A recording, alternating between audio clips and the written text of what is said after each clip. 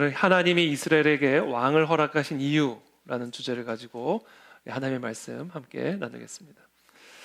사무엘의 영적인 리더십 아래에서 이스라엘 백성들은 그들 가운데 있었던 모든 이방신들과 아스다롯을 제거하고 전심으로 하나님을 섬기기 시작했습니다. 그 결과 20년 동안이나 간절하게 기다리고 또 기다렸던 여호와의 손이 비로소 그들 가운데 나타나서 블레셋 사람들의 공격을 막아주셨고 그들을 블레셋의 손에서 건져주셨습니다.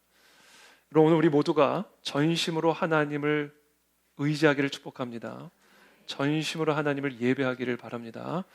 그때 하나님이 우리 가운데 나타나십니다. 이게 하나님이 우리의 삶에 나타나시기 위한 조건이에요. 전심으로 하나님을 향하면 반드시 우리 가운데 임재하십니다. 그것을 사무엘상 7장 13절에 이렇게 요약적으로 설명합니다. 함께 읽겠습니다. 시작.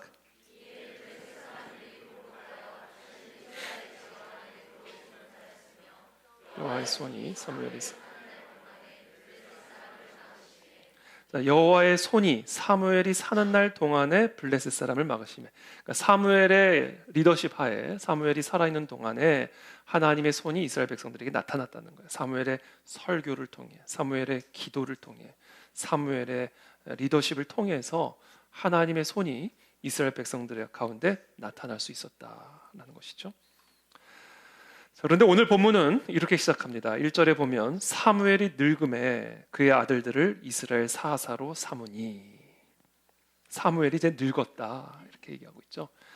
그러니까 이스라엘의 심상치 않은 변화가 시작되었음을 암시하고 있는 말씀입니다.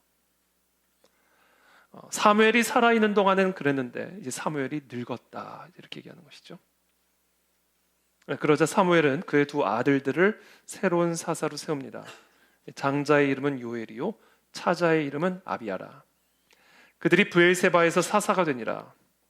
그런데 그의 아들들이 자기 아버지의 행위를 따르지 아니하고 이익을 따라 뇌물을 받고 판결을 굽게 하니라. 이렇게 기록하고 있습니다. 사무엘이 사는 날 동안에 여호와의 손이 이스라엘을 보호해 주셨던 이유는 사무엘의 행위 때문이었습니다. 그러나 사무엘의 두 아들들은 자기 아버지의 행위를 따르지 않았다. 그렇게 기록하고 있죠. 그렇다면 사무엘이 이스라엘의 사사로서 사는 날 동안 행했던 그 행위는 무엇이었을까요? 저와 여러분들이 살아가는 날 동안에 여호와의 손이 우리와 항상 함께 하시기 위해서 우리가 행해야 할 행위, 그 사무엘의 행위는 무엇일까요? 그것은 바로 우리의 전심으로 여호와만을 섬기는 거예요. 그게 우리가 회복해야 할 섬김 행위입니다. 사무엘의 행위, 전심으로 여호와 하나님만을 의지하는 것. 지난주에 전심에 대해서 나누었죠. 전심 하면 구조 헬기가 떠오른다고 말씀을 드렸죠. 구조 헬기가 내려놓은 밧줄에 매달린 사람, 그게 전심으로 하나님에게 매달리는 거예요. 하나님은 저와 여러분들에게 묻습니다. 여러분들은 전심으로 여호와를 의지하고 있는가? 그것이 여호와가 우리의 삶에 나타나기 위한 조건이다라는 것이죠. 자, 그러자 이스라엘의 모든 장로가 모여서 라마에 있는 사무엘에게 나아갑니다. 그리고 그에게 이르되 5절에 보소서, 당신은 늙고 당신의 아들들은 당신의 행위를 따르지 아니하니 모든 나라와 같이 우리에게 왕을 세워 우리를 다스리게 하소서 한지라. 자, 사무엘은 이제 늙었어요. 사무엘의 두 아들들은 아버지 행위를 따르지 않아요. 그런데 이스라엘 장로들도 마찬가지였습니다. 이스라엘 장로들은 지금 사무엘을 찾아가 요청하는 겁니다. 모든 나라와 같이, 지금 다른 나라들과 같이, 저 이방 나라들과 같이 우리에게도 그와 같은 왕을 세워서 그 왕이 우리를 다스리게 해주십시오 라고 요청하고 있는 거예요. 자, 이 요청을 들은 사무엘이 기분이 좋았을까요? 나빴을까요? 6절에 이렇게 반응합니다. 우리에게 왕을 주어 우리를 다스리게 하라 했을 때에 사무엘이 그것을 기뻐하지 아니하여 여호와께 기도하매. 지금 이 이스라엘 장로들이 사무엘에게 다른 나라와 같은 왕을 우리에게도 허락해달라라는 요구는 사실상 사무엘과 그의 두 아들들에 대한 불만족과 거부를 의미하는 거예요. 그러니까 이와 같은 이스라엘 장로들의 요구는 사실상 사무엘의 심기를 매우 불편하게 하죠. 내가 지난 시간 동안 어떻게 이 민족을 섬겼는데 이제 와서 나를 거부하고 내 아들들을 거부하는가? 자신의 지난 시간 동안의 모든 섬김과 헌신을 통째로 거부하는 것과 같은 그런 느낌을 받았을 겁니다. 그때 그와 같이 심기가 불편했을 때 사무엘은 무엇을 했어요? 여호와께 기도하며. 여러분, 이게 사무엘의 행위입니다. 여러분들의 심기가 불편할 때 그 불편한 심기대로 행동하지 않게 되기를 바랍니다. 하나님께 기도하시면서 그 심기를 토해내셔야 돼요. 그렇지 않으면 큰 실수를 할 수가 있습니다. 감정대로 행하는 사람처럼 어리석은 사람이 없습니다.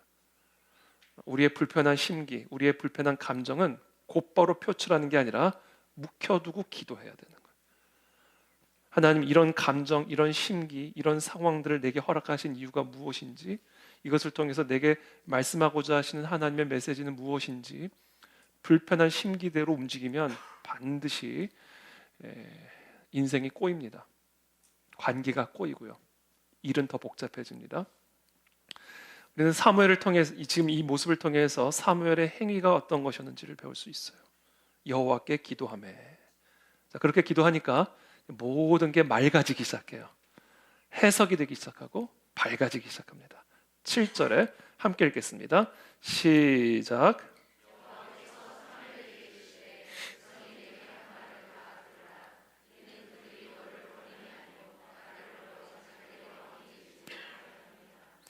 자, 여호와께서 사무엘에게 아주 뜻밖의, 아주 정말 의외의 반응을 보이세요. 그래? 지금 왕을 요구했다고 이스라엘 장로들이? 그것은 너를 버린 게 아니야. 사무엘아, 너가 심기가 불편할 일이 아니야.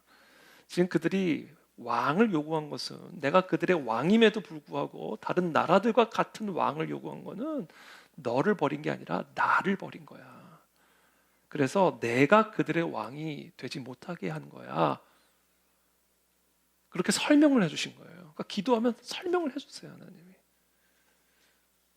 그런데 하나님이 뜻밖의 결론을 내십니다. 그들은 나를 버려 내가 자기들의 왕이 되지 못하게 하도록 한 거야. 그러니까 불을 내려버려라. 이렇게 말씀하신 게 아니에요. 내가 정말 정신을 제대로 고쳐주리라. 그렇게 말씀하신 게 아니에요. 그렇게 하도록 하라. 이렇게 하셨어요. 그들이 원하는 대로 하도록 하라. 이스라엘 장로들이 거부한 건 사무엘이 아니라 하나님이었습니다. 지금 이들이 요청한 것은 하나님을 의지하지 않고 우리도 우리와 같은 인간을 의지하며 살기를 원합니다. 그들이 우리를 다스리게 해주십시오. 하나님 말고.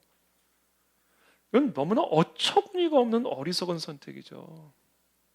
아니, 어떻게 그런 선택을 할 수가 있어요? 전능하신, 천지를 창조하신, 스스로 존재하신 우리 하나님이 우리의 왕이신데 그 왕을 거부하고 우리와 똑같은 인간이 우리의 왕이 되어서 우리를 다스리게 해달라는 그런 요구를 한 거예요. 이건 정말로 어처구니가 없는 어리석은 선택이죠.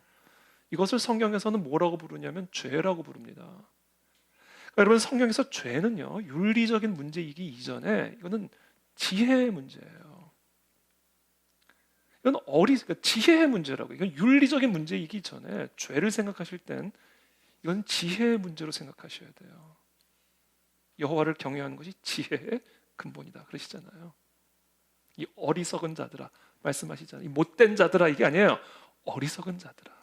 그 어리석음이 못되게 만드는 거예요. 아니, 어떻게 천지를 지으신 만군의 여호와 하나님을 버리고 우리와 똑같은 인간을 우리의 왕으로 달라고 요구할 수가 있어요? 그건 지혜의 문제죠. 그게 죄예요. 어리석음 덩어리. 그게 죄입니다. 그러면서 8절에 이렇게 말씀하세요. 내가 그들을 애굽에서 인도하여 낸 날부터 오늘까지 그들이 모든 행사로 나를 버리고 다른 신들을 섬긴 같이 지금 네게도 그렇게 하는도다. 사무엘아, 이게 지금 하루 이틀 얘기가 아니다. 이것은 어제 오늘의 이야기가 아니다.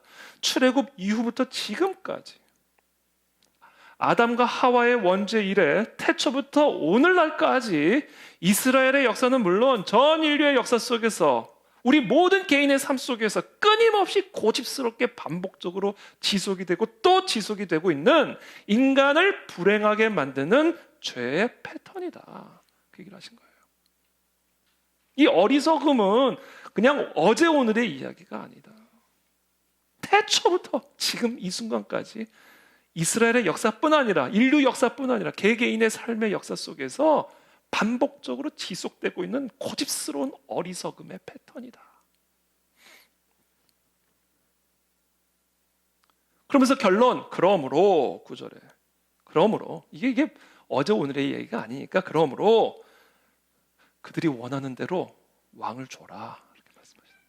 그들의 말을 듣되 너는 그들에게 엄히 경고하고 그들을 다스릴 왕의 제도를 가르치라. 자, 우리는 여기서 오늘 가장 중요한 메시지입니다. 하나님의 이 자녀 양육 방식을 배우게 됩니다. 하나님이 어떻게 하나님의 자녀들을 양육하시는지 그 양육 방식을 배우게 됩니다. 말을 하고 또 말을 해줘도 제대로 알아듣지 못하는 인간의 이 강팍한 교만과 이 고집스러운 어리석음, 그것을 고쳐주시기 위해서 하나님이 언제나 사용하시는 하나님의 자녀 양육 방식이 있어요. 그건 바로 하고 싶은 대로 하도록 내버려 두는 거예요. 뭐 원해? 해. 허락하시는 겁니다. 우리는 그것을 징벌적 허용이라고 표현할 수 있습니다. 하나님은 원하면 하게 하시는 거예요.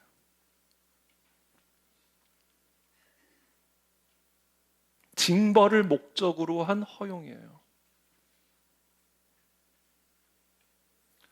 그리고 이 징벌적 허용의 궁극적인 목적은 징벌적 교육입니다. 교육을 목적으로 한 징벌을 허용하시는 거예요.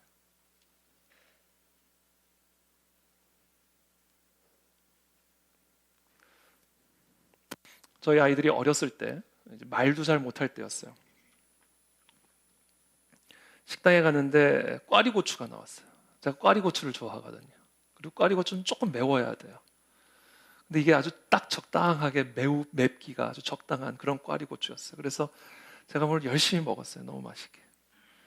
제가 너무 맛있게 먹으니까 상당히 매웠어요. 뭐 혀가 얼얼할 만큼. 제가 너무 맛있게 먹으니까 옆에 있던 제 딸이 자기도 달라고 떼를 쓰기 시작하는 거예요. 제가 너무 맛있게 먹으니까 자기도 먹겠다는 거예요. 말은 못하니까 막 달라는 거예요. 막 제가 먹으면 막 이거 손을 막 끄집어내가지고 자기 입에 넣으려고 그러고 막 그릇에 손을 얹어가지고 막 꽈리고추를 막 가져오려고 그러고 막 떼를 쓰는 거예요. 먹겠다는 거예요, 자기도. 제가 너무 맛있게 먹으니까. 그래서 안 돼. 먹으면 안 돼. 너 먹으면 이거 너무 매워. 절대로 안 돼. 그리고 제가 계속 만류를 했어요. 안 돼, 먹지 마. 너 먹으면 안 돼. 손 탁탁 치고 저만 계속 먹은 거예요. 얘가 약이 오르니까 막 더 막 달라는 거다. 그래서 제가 결국은 그래, 먹어. 줬어요. 그럼 먹어봐. 그거를 딱 한 입 물더니요. 저는 그때 사람 얼굴에서 그렇게 많은 표정이 나올 수 있다는 걸 처음 알았어요. 얼굴에 있는 모든 근육들이 움직이는 것 같아요. 침샘이 터져가지고요. 막 혀가 여기까지 나오고 난리가 났어요. 밥을 먹다가. 이게 하나님의 자녀 양육 방식입니다. 원해? 안 돼. 너 진짜 매워. 달래도 보고 경고도 해보고 설명도 해주고 설득을 해도 계속해서 고집스럽게 때를 쓰고 또 때를 쓰면요. 그래? 먹어봐. 허용을 해주세요. 형통한 길을 여신다고요. 얼음판에서 쫙 미끄러지듯이 그냥 쫙 나가게 하신다. 그리고는 진짜 매운맛을 보게 하세요. 진짜 맵구나 생각하게 하세요. 쫙 미끄러져 가면서 이거 진짜 이거 매운 거구나. 이거 진짜 이거 무서운 거구나. 아빠 말이 진짜였구나. 아빠가 혼자 너무 맛있게 먹길래 혼자 맛있는 거 먹으려고 그러는 줄 알았더니 이게 아빠가 진짜 나를 위해서 한 말이었구나. 거기서 깨달음이 나오는 거예요. 아빠 말을 들어야 되겠다. 이 깨달음이 나온 거예요.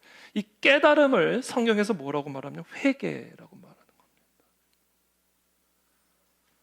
메타노이아, 리턴, 돌아오는 거예요. 그러니까 하나님은 이 고집스럽게 어리석은 죄인, 아니 만왕의 왕을 버리고 나를 의지하고 나 같은 인간을 의지하고 있는 이 지독한 어리석음, 이 죄로부터 우리들을 구원하시기 위해서 이와 같은 회개를 유도하시기 위해서 하나님은 종종 징벌적인 허용을 행하신다. 이게 하나님의 자녀 양육 방식입니다. 자, 이와 같은 하나님의 징벌적인 양육 방식이 가장 잘 드러나 있는 이야기가 바로 예수님의 탕자 이야기예요. 저는 이 탕자 이야기를 읽을 때마다 아니 도대체 왜 이 아버지는 이 탕자에게 원하는 요구들을 그대로 다 들어줬을까? 이 아들이 어떤 아들이었는지 몰랐을까? 아니 이미 살아있는 아버지에게 유산 먼저 내놓으라고 말할 정도면 이거는 천륜을 넘어선 거잖아요. 그러면 그런 아들에게 자신의 재산을 분깃을 나눠줬을 때 이 아들이 이 분깃을 어떻게 쓸지, 이 아들의 운명이 어떻게 될지 이걸 아버지가 몰랐겠냐고요. 그럼에도 불구하고 예수님의 비유를 보면요, 반문 한 번 안 하고 그냥 내주십니다. 형통의 길을 열어주신 거예요. 원하는 대로 그냥 줬어. 재산을 원해? 그래, 재산 가져가.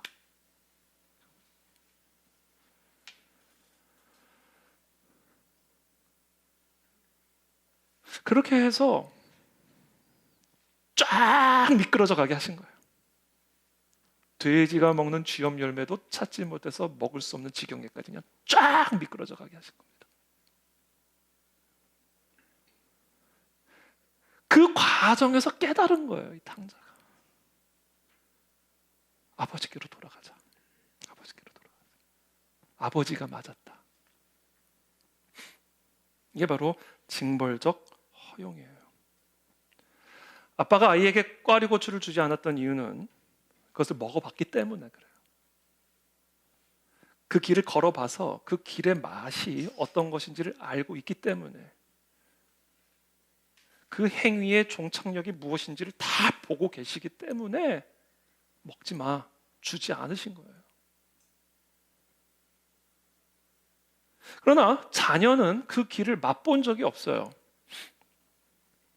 그러니까 아무리 설명을 해주고 아무리 경고를 해줘도 눈으로만 보면 먹음직스럽고 귀로만 들어서는 설득이 전혀 안 되는 거예요. 그러니까 결국 타락한 인간이라는 존재, 이 지독하게 어리석은 죄인이라는 존재, 만군의 하나님을 버리고 사람을 자신의 왕으로 삼고자 하는 이 지독하게 어리석은 이 타락한 인간이라는 존재는요, 그래서 이게 말로만은 안 되는 거예요. 맛을 봐야 되는 거예요. 맛.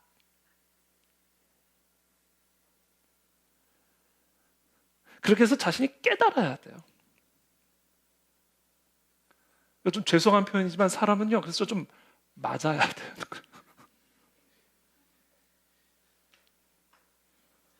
그래야 생각이 바뀌어요. 그래야 눈이 바뀌고요. 그래야 들을 수 있는 귀가 열립니다.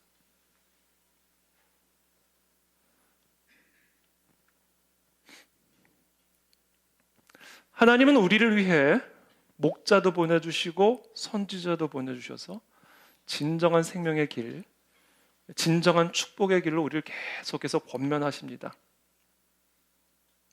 때로는 설명해주고, 때로는 설득하고, 때로는 좀 엄중하게 얘기하고, 때로는 조금 세게 얘기하고, 편안하게 얘기하기도 하고, 때로는 무섭게도 얘기하고, 이렇게도 설명해보고 저렇게도 설명해보고.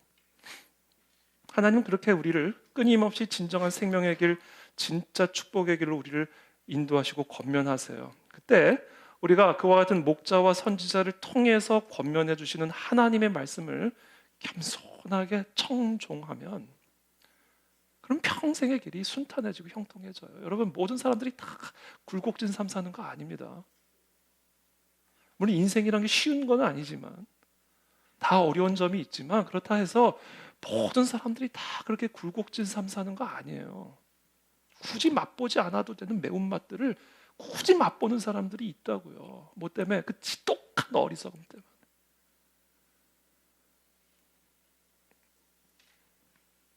그러니까 우리가 하나님이 사무엘을 통해서, 선지자를 통해서, 목자를 통해서 하나님의 말씀으로 우리를 축복의 길, 생명의 길로 권면해 주실 때 정말 그걸 겸손한 마음으로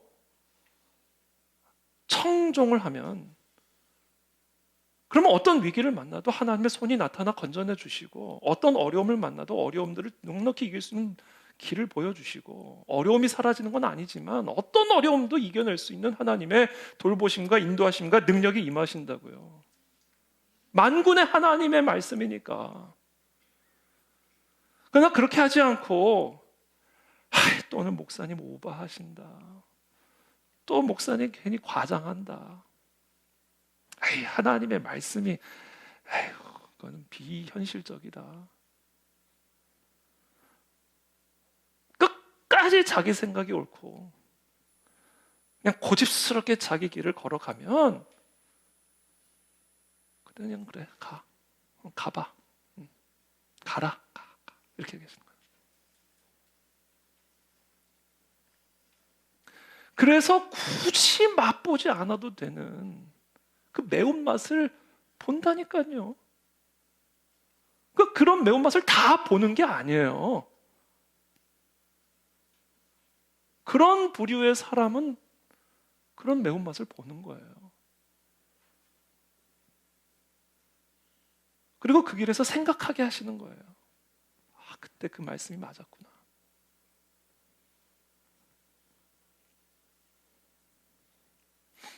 그래서 이런 찬송 시들이 나오는 겁니다. 나 주를 멀리 떠났다 이제 옵니다. 나 주를, 이따가 함께 찬양할게요. 눈물 나옵니다.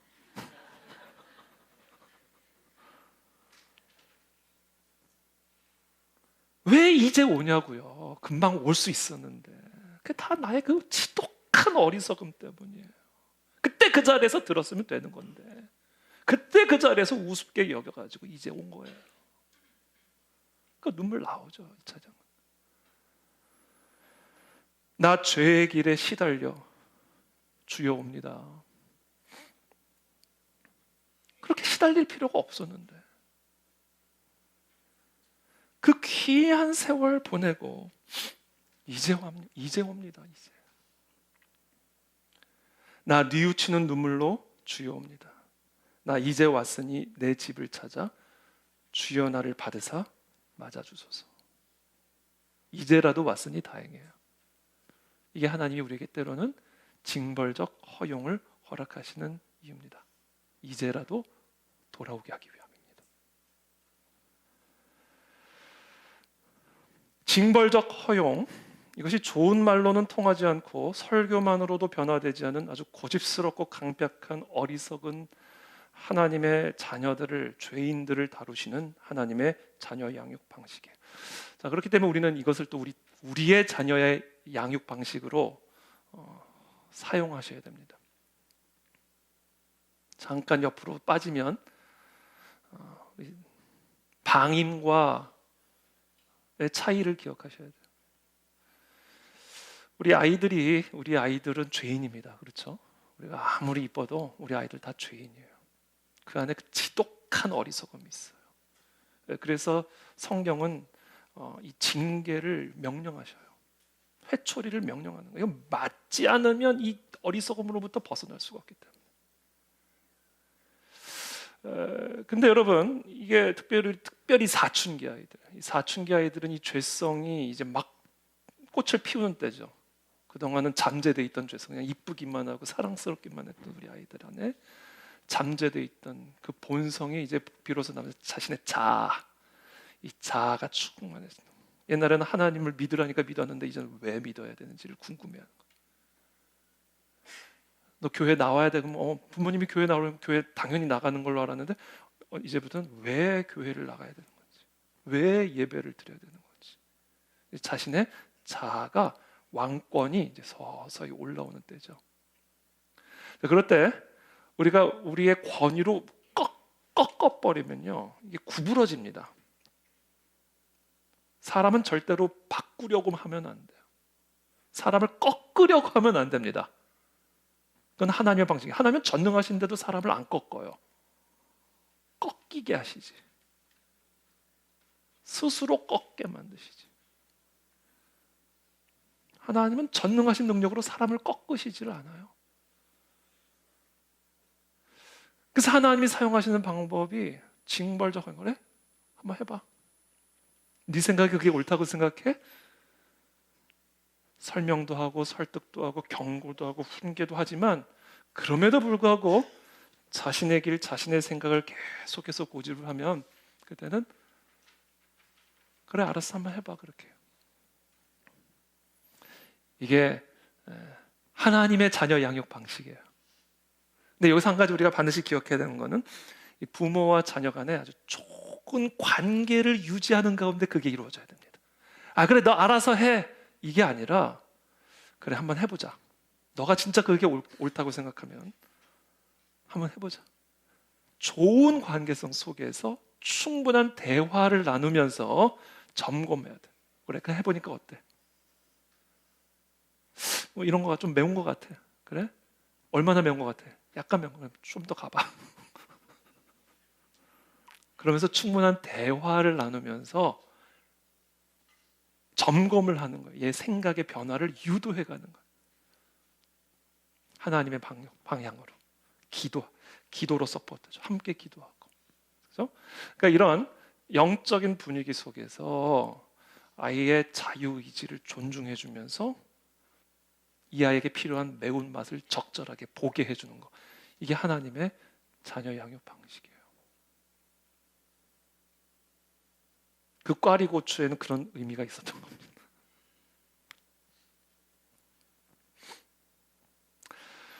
이스라엘 장로들이 다른 나라들과 같은 인간 왕을 원한다는 거. 이거는 하나님이 자기의 왕이 되기를 거부하는 거예요.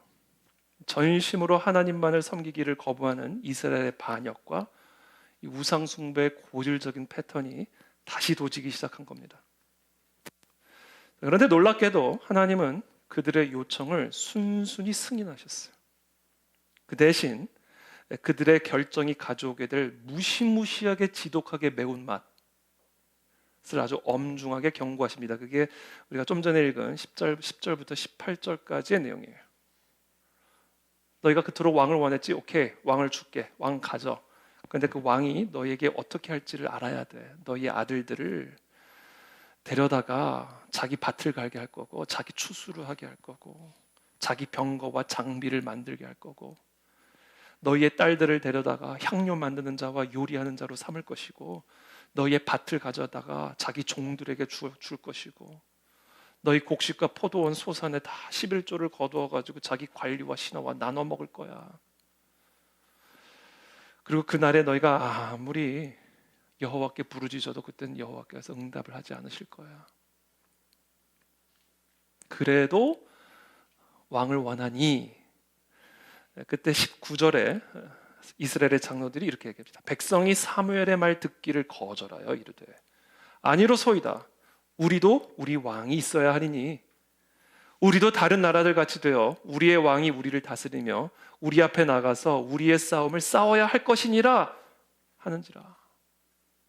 그러니까 이 정도로 얘기했으면 한번 생각했어야 될 거 아니에요.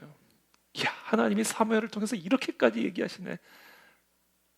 근데 이스라엘 장로들과 이스라엘 백성들은 아닙니다. 우리는 왕이 있어야 되겠습니다. 사무엘이 백성의 말을 다 듣고 여호와께 아뢰매 여호와께서 사무엘에게 이르시되 그들의 말을 들어 왕을 세워라 하시니 사무엘이 이스라엘 사람들에게 이르되 너희는 각기 성읍으로 돌아가라 하니라. 이제 하나님의 최종 승인이 떨어진 거예요. 하나님은 사무엘을 통해서 사실 이스라엘 장로들을 설득한 거예요. 지금 이 모든 과정이 사실은 설득하는 과정이었어요. 다시 한 번만 생각해. 또다시 도진 거야 지금 너희들.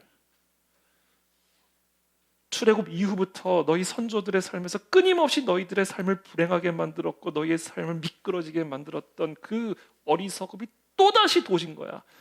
다시 한 번만 생각해.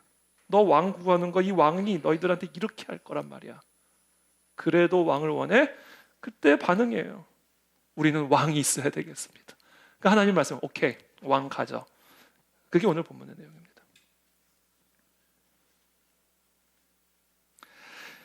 자, 이스라엘은 그토록 원하고 바랬던 왕을 갖게 되었고요. 사무엘의 엄중한 경고대로 이스라엘 백성들은 이스라엘 왕조 500년 동안 절대 왕권의 지독하게 고통스러운 매운맛을 아주 제대로 경험하게 됩니다. 그게 열왕기상하 역대기의 말씀이에요.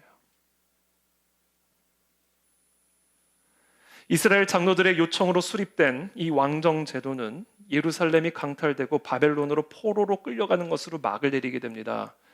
자, 열왕기서의 저자는 어떻게 이 남유다의 마지막 왕이 바벨론의 포로로 끌려가게 되었는지 그 내용을, 그 상황을 구체적으로 이렇게 기록하고 있습니다. 그들이 왕을 사로잡아, 여기서 그들은 이제 바벨론 왕 느부갓네살을 의미하죠. 그 바벨론의 군대입니다. 그들이 왕을 사로잡아 그를 림나에 있는 바벨론 왕에게로 끌고 가매 그들이 그를 신문하니라. 그들이 시드기야의 아들들을 그의 눈앞에서 죽이고 시드기야의 두 눈을 빼고 놋사슬로 그를 결박하여 바벨론으로 끌고 갔더라. 지금 이 열왕기서의 이 기록을 통해서 지금 하나님은 이스라엘 백성들에게 뭐를 가르쳐 주고 계십니까? 너희들이 요구했던 왕의 처지를 봐라. 이런 왕이 너희들을 그동안 다스렸던 거다. 바벨론의 왕이 침략해 들어오니까 너희들은 원했지. 이 왕이 우리들을 위해서 대신 싸워달라고. 근데 이 시드기야의 운명을 봐라. 시드기야의 눈앞에서 그의 아들들은 죽임을 당했고 시드기야의 두 눈은 뽑힌 채로 놋사슬에 묶여서 바벨론으로 끌려갔다. 그리고 너희들은 70년 동안이나 너희들이 그토록 부러워했던 다른 나라들의 왕의 지배를 받게 됐다. 너희들이 요구한 대로 다른 나라들의 그런 왕의 지배를 70년 동안 바벨론의 포로로 받게 됐다. 자, 이스라엘 장로들이 다른 나라와 같은 왕을 요구했을 때 하나님 그들에게 형통, 허용, 승인의 복을 주셨고 그렇게 쭉 미끄러져 나아가서 결국은 이런 처지에 도달하게 된 거예요.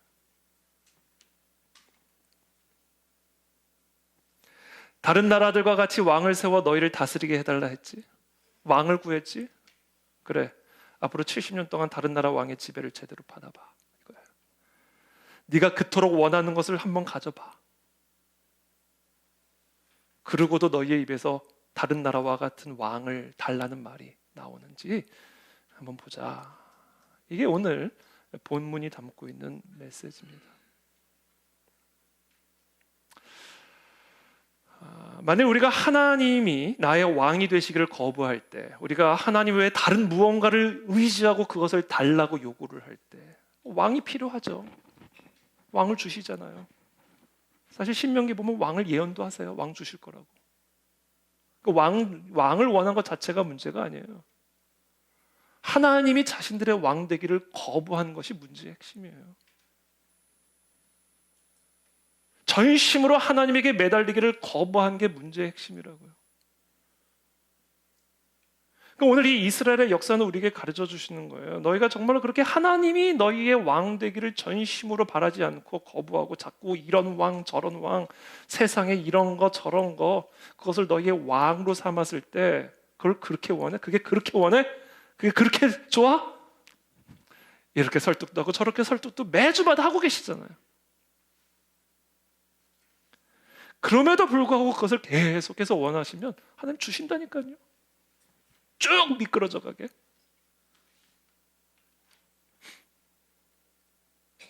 그게 오늘 좀 전에 말씀드린 그 열왕기서의 기록이에요. 우리가 새벽마다 요즘 묵상하고 있는 열왕기서. 두 눈은 뽑히고 아들들은 자신의 눈앞에서 죽임을 당하는 것. 그리고는 70년 동안 정말 그들이 바라고 원했던 다른 나라들의 왕의 지배를 받게 되는 운명인 것이죠. 그러니까 우리가 지금 하나님이 나의 왕 되기를 거부할 때 나에게 어떤 일이 발생할지를 지금 가르쳐주고 있는 거예요.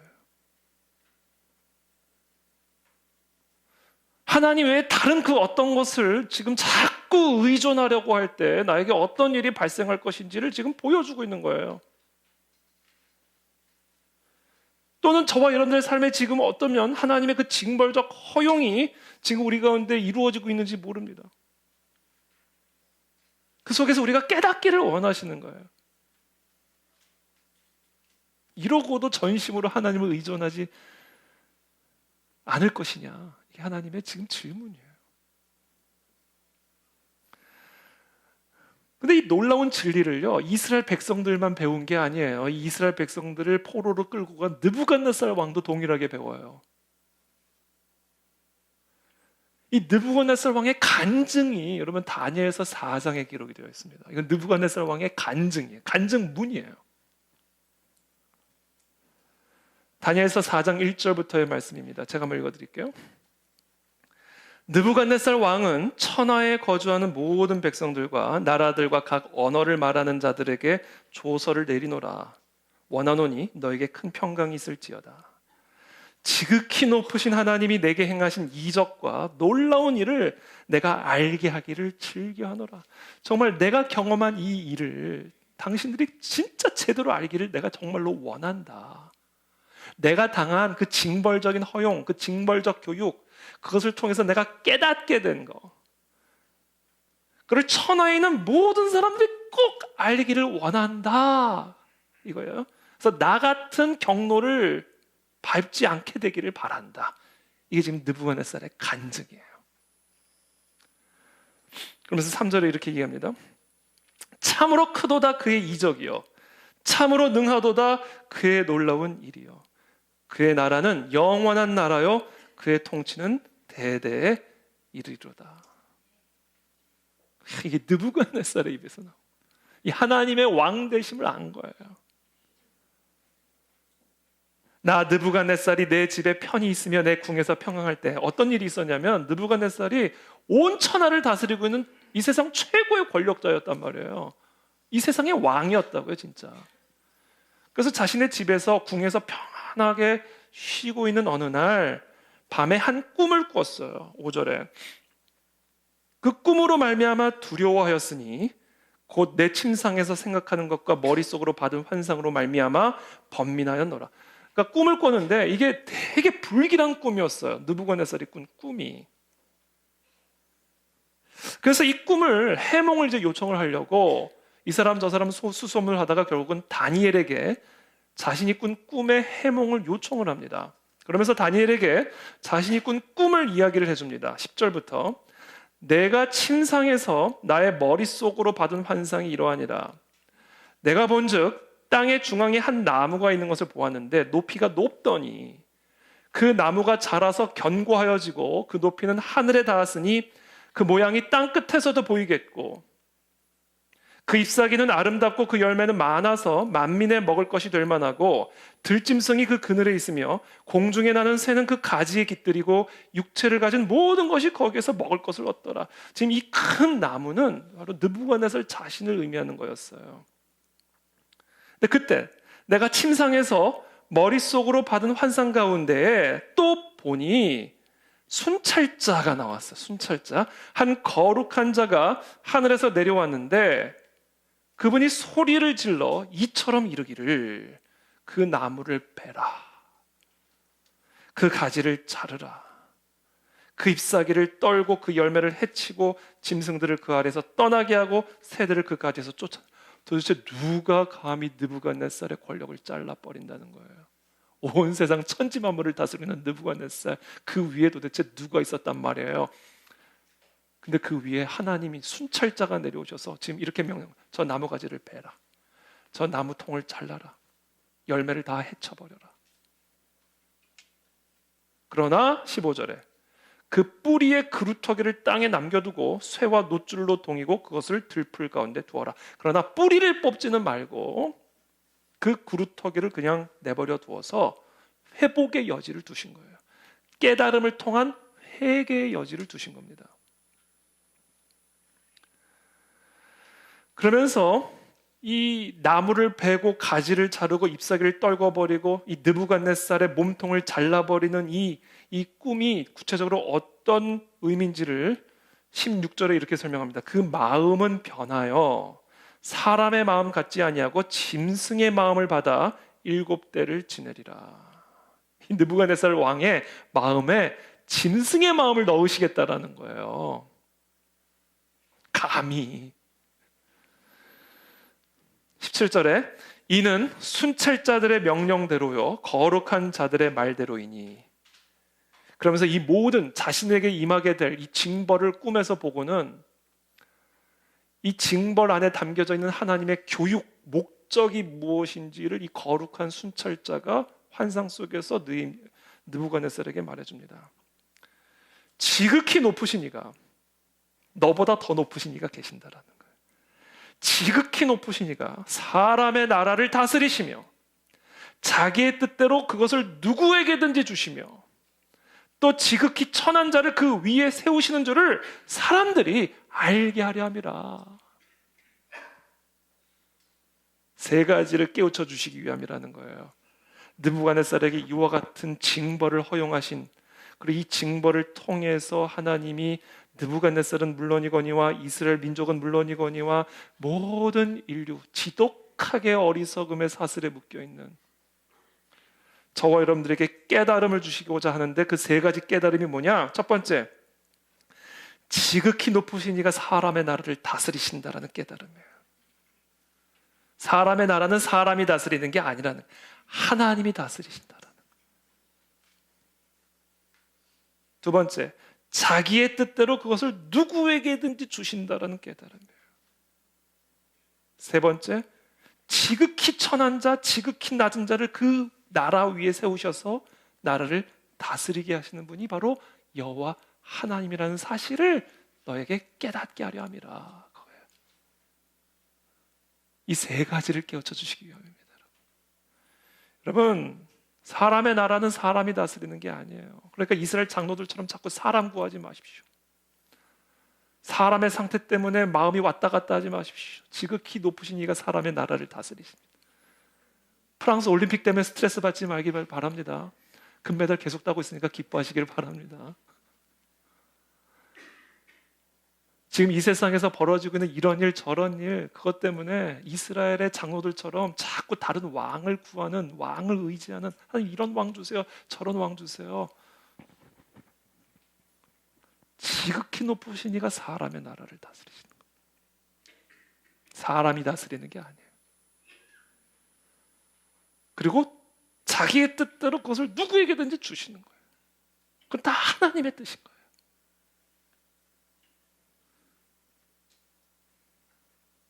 하나님은 지극히 낮은 자도 그 위에 세우시는 거예요. 모든 게 다 하나님 마음인 거예요. 하나님만이 왕이신 거예요. 이거를 깨닫게 해주시기 위해서 우리에게 그와 같은 징벌을 주시는 거라는 거예요. 네가 네 삶의 왕이 아니라는 거예요. 이 나라의 왕이 이 나라의 왕이 아니라는 거예요. 오직 만군의 여호와 하나님이 우리의 왕이다라는 사실을 이런저런 징벌을 통해서 우리에게 가르쳐주고자 하시는 거예요. 이게 지금 느부갓네살이 깨닫게 된 진리입니다.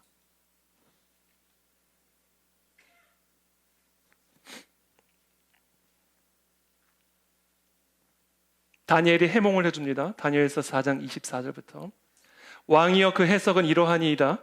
곧 지극히 높으신 이가 명령하신 것이 내 주 왕에게 미칠 것이라. 왕이 사람에게서 쫓겨나서 들짐승과 함께 살며 소처럼 풀을 먹으며 하늘 이슬에 젖을 것이요 이와 같이 7대를 지낼 것이라. 그때에 그 지경이 되었을 때 그와 같은 징벌을 받았을 때 당신 천하의 왕이 들짐승과 함께 살고 천하의 왕이 소처럼 풀을 뜯어먹고 그렇게 7년을 지낸 다음에 그때에 비로소 지극히 높으신 이가 사람의 나라를 다스리는, 당신이 아니라 지극히 높으신 이가 사람의 나라를 다스리시며 자기 뜻대로 그것을 누구에게든지 주실 수 있음을 깨닫게 되리라. 또 그들이 그 나무 뿌리에 그루터기를 남겨두라 하였은즉 당신 느부갓네살 왕이 하나님이 정말로 이 모든 나라를 다스리시는 줄을 깨달은 후에야, 그래야 왕의 나라가 당신의 삶이 견고해지리라. 이게 하나님 우리에게 징벌적 허용을 허락하시는 이유예요. 28절에 이 모든 일이 다 나 느부갓네살 왕에게 임하였느니라. 12달이 지난 후에, 12개월이 지난 후에, 이 환상을 본 지 12개월이 지난 후에 내가 바벨론 왕궁 지붕에서 거닐세 나 왕이 말하여 이르되, 계속해서 자기를 왕으로 지칭하죠. 나 왕이 말하여 이르되 이 큰 바벨론은 내가 능력과 권세로 건설하여 나의 도성으로 삼고 이것으로 내 위엄의 영광을 나타낸 것이 아니냐. 이 말이 아직도 나 왕의 입에 있을 때에 하늘에서 소리가 내려 이르되, 느부갓네살 왕아, 네게 말하노니 나라의 왕위가 네게서 떠나느니라. 네가 사람에게서 쫓겨나서 들짐승과 함께 살면서 소처럼 풀을 먹을 것이요 이와 같이 7대를 지내서 비로소 지극히 높으신 이가 사람의 나라를 다스리시며 자기의 뜻대로 그것을 누구에게든지 주시는 줄을, 만군의 여호와 하나님이 참된 왕이라는 사실을 너가 깨달을 때까지 이르리라. 깨달음이 올 때까지 짐승이 될 거다.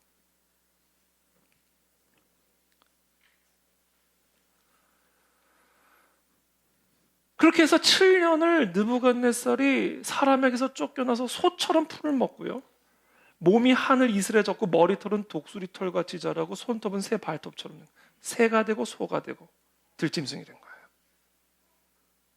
하나님이 그렇게 만들어 버리신 거예요, 하루아침에. 34절에 그 기한이 참에 나 느부갓네살이 하늘을 우러러 보았다. 이제 드디어 하늘을 우러러 본 거예요. 그때 비로소 내 총명이 다시 내게로 돌아온지라. 이에 내가 지극히 높으신 이에게 감사하며 영생하시는 이를 찬양하고 경배하였나니 그 권세는 영원한 권세요 그 나라는 대대에 이르리로다. 이 지독하게 매운맛, 바벨론의 왕 느부갓네살이 들짐승과 같이 되고 소같이 되고 독수리 새, 공중의 새같이 돼버렸단 말이에요. 이렇게 지독하게 매운맛, 지독한 굴욕, 이 지독한 매운맛을 보니까 비로소 하늘을 우러러보게 되는 거예요. 내 위에 계신 왕. 그렇게 지극히 높으신 하나님을 바라보는 순간 뭐가 돌아와요? 총명이 돌아오는 거예요. 어리석음이 떠나가고 이제 비로소 지혜가 돌아온 거예요. 이에 내가 지극히 높으신 이에게 감사하며 영생하는 이를 찬양하고 경배하나 그 권세는 영원한 권세요 그 나라는 대대에 이르리로다. 땅의 모든 사람들, 35절 다 같이 읽을게요. 35절 시작. 땅의 모든 사람들을 없는 것 같이 여기시며 하늘의 군대에게든지 땅의 사람에게든지 그는 자기 뜻대로 행하시나 그의 손을 금하든지 혹시 이르기를 네가 무엇을 하느냐고 할 자가 아무도 없도다. 여러분이 지극히 높으신 하나님에게는요, 땅의 모든 사람들이 없는 것 같은 거예요. 100만 군대든 1000만 군대든 살아계신 만군의 여호와 하나님 옆에서는 아무것도 없는 것이나 마찬가지예요. 하늘의 군대에게든지 땅의 사람에게든지 하나님은 하나님 뜻대로 하시는 분이십니다. 그러니까 이 땅에 1000만 군대가 있든 뭐가 있든 아무것도 없는 것이나 마찬가지라니까요. 하나님의 손을 금하든지 하나님 지금 뭐 하시는 일입니까? 이렇게 말할 수 있는 자가 하나도 없도다. 이걸 깨달은 거예요. 짐승이 돼가지고 이 지독하게 매운맛을 7년 동안 보내면서 그때 비로소 36절에 내 총명이 돌아왔고 이 지독한 어리석음이 떠나간 거예요. 또 내 나라의 영광에 대하여도 내 위엄과 광명이 내게로 돌아왔고, 다 돌아오잖아요. 나의 모사들과 관원들이 내게 찾아오니 내가 내 나라에서 다시 세움을 받고 또 지극한 위세가 내게 더하였느니라. 그러므로 결론, 지금 나 느부갓네살은 하늘의 왕을 찬양하며, 진짜 왕은 하늘에 계신다, 그걸 이 땅의 왕이 깨달은 거예요. 칭송하며 경배하노니 그의 일이 다 진실하고 그의 행하심이 의로우심으로, 결론, 교만하게 행하는 자를, 이 지독하게 어리석은 죄인들을 그가 능히 낮추심이라. 그래서 총명을 회복하시는 분이에요.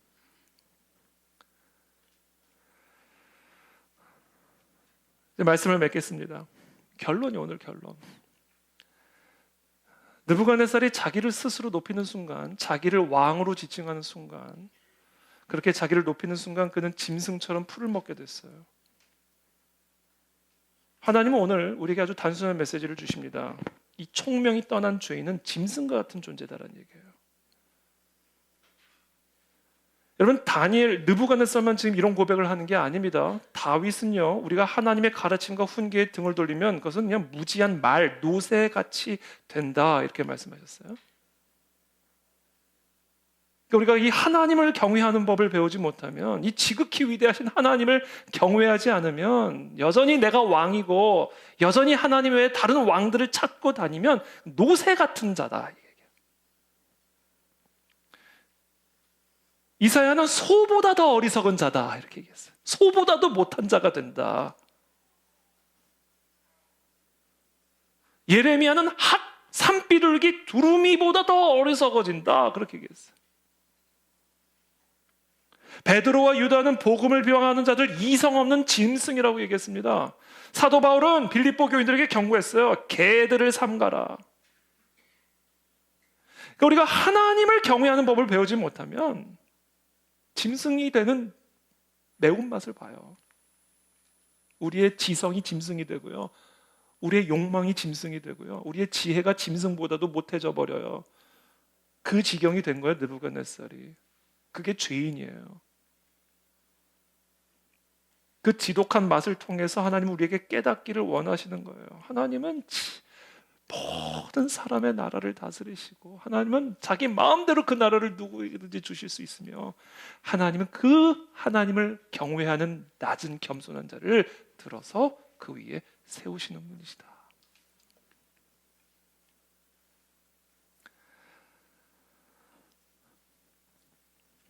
사도 베드로가 그래서 이렇게 경고합니다. 그러므로 하나님의 능하신 손 아래에서 겸손하라. 때가 되면 너희를 높이시리라. 야고보도 우리에게 말씀하십니다. 하나님이 교만한 자를 물리치시고 겸손한 자에게 은혜를 주신다. 전능하신 하나님의 능력으로 우리를 대적한다고 생각해 보세요. 혹시 우리도 이스라엘의 장로와 같이 지금 왕을 원하고 있지는 않습니까? 왕이 없어서 염려하고 있지는 않습니까? 왕이 무능해서 두려워하고 있지는 않습니까? 혹시 우리를 위해서 싸워줄 수 있는 왕을 찾고 있지는 않습니까? 그 왕이 뭐든 누구든. 하나님이 이 땅의 왕들을 다스림을 알지 못하고 기뻐하지 못하는 것은 우리가 인간이 아니라 동물과 비슷해지고 있다는 증거입니다. 총명을 잃어버린 거예요. 사람의 영광은 하나님이 되는 것이 아니라 하나님을 아는 것에 있습니다. 사람의 총명은 하나님처럼 되는 게 아니라 하나님을 아는 것에 있는 거예요. 그 총명이 회복이 될 때 모든 것들이 다 회복이 되는 겁니다. 그러나 그것을 고집스럽게 거부하는 우리들에게 하나님은 때로는 이와 같은 징벌적 허용을 통해서 그 길에서 깨닫게 하시고 그 길에서 생각하게 하시고 돌이키시는 거예요. 이와 같은 사실을 알고 혹시 지금 우리 가운데 이와 같은 징벌을 통과하고 계시는 분들이 있다면 깨닫게 되기를 바랍니다. 생각하게 되기를 바랍니다. 돌아오게 되기를 바랍니다. 겸손하고 낮은 마음으로 하나님의 말씀을 청종하여 지극히 높으신 사람의 나라를 다스리신 만군의 여호와 하나님의 위세와 위엄을 경험하고 누리는 하나님의 자녀들이 다 되시기를 예수님의 이름으로 축복합니다. 기도하겠습니다.